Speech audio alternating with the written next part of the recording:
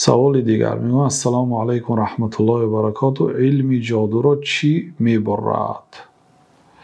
علیکم السلام و رحمت الله و برکاته. اگر منظوری سوال دهنده این است که علم جادو را چی میبرد، یعنی چی باطل میکند، چی بیکار میکند باشد، علم جادو را الله باطل میکند. الله تعالی در سوره یونس میگوید که السحر ان الله سیبطله.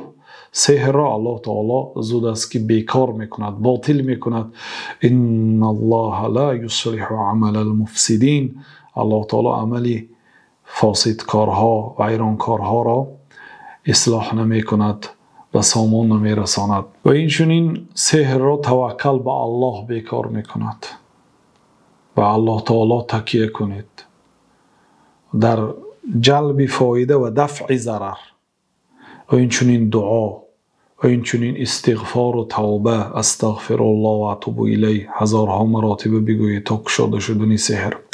و به گناهایتون توبه کنید. کدام گناه سبب شده است که سحر به شما تاثیر کرد و الا سحر به شخصی مخلص و شخصی با تقوا تاثیر نمی کند.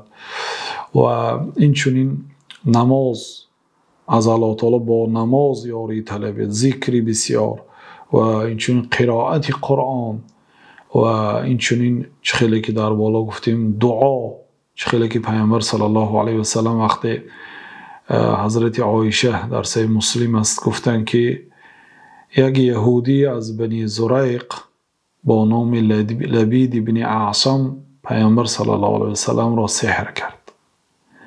حتی اذا كان ذات لیلة، حتی یک شب شد که پیامبر صلی الله علیه و سلم خستند و دعا ثم دعا ثم دعا ثم دعا، دعا کردند، سپس دعا کردند، سپس دعا کردند، سپس دعا کردند، حتی الله سبحانه و تعالی آن را کشاد.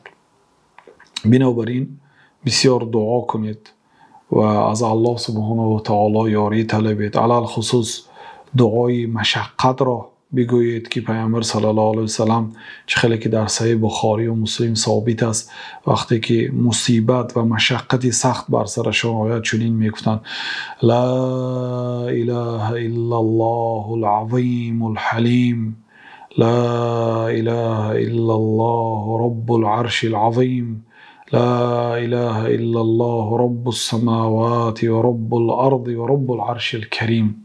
این دعاها را گویید. لا اله الا انت سبحانك انی کنت من الظالمین.